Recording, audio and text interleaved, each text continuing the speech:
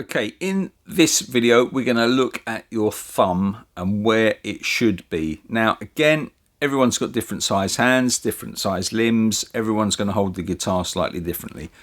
But there's a few ground rules which will guide you as you're trying to get to grips with everything.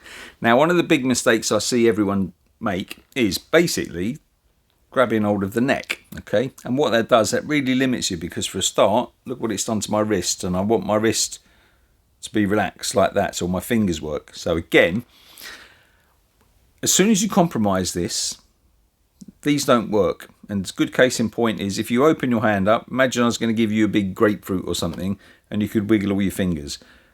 As soon as you bend your wrist, your fingers don't work quite the same. Now bring your thumb up, which is a lot of people's kind of first impulse when they're trying to grip the neck, and all of a sudden these fingers have closed up completely and they're pointing the wrong way.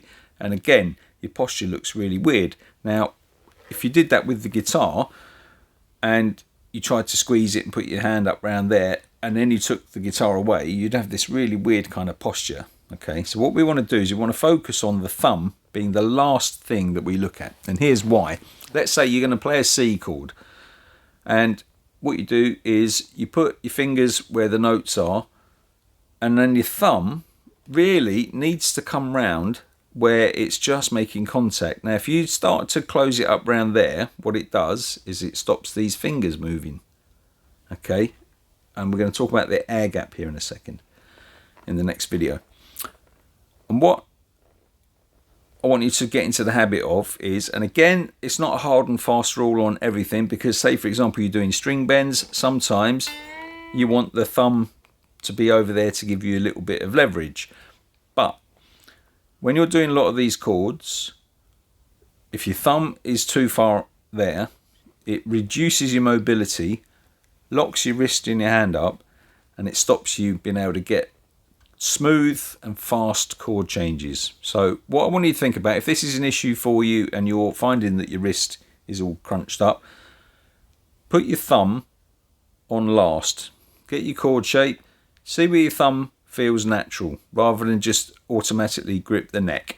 Again, that's something that I see time and time again, and I see a lot of players trying to play up here and do stuff like that, and their thumb's poking up there, which is of no use to anybody, okay? So, really, just think about where the thumb is going to fit on the back of the neck, and if you think about if you're holding something and you put your hands together, that's really ideal where your finger and thumb touch.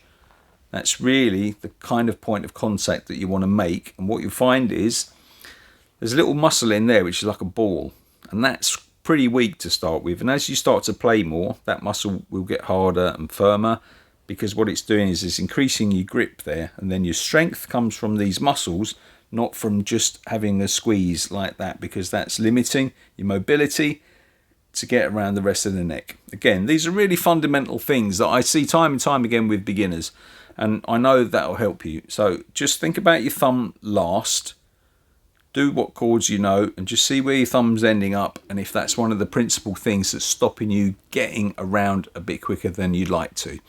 What we're going to do in the next video, we'll have a look at some more elements of the left hand.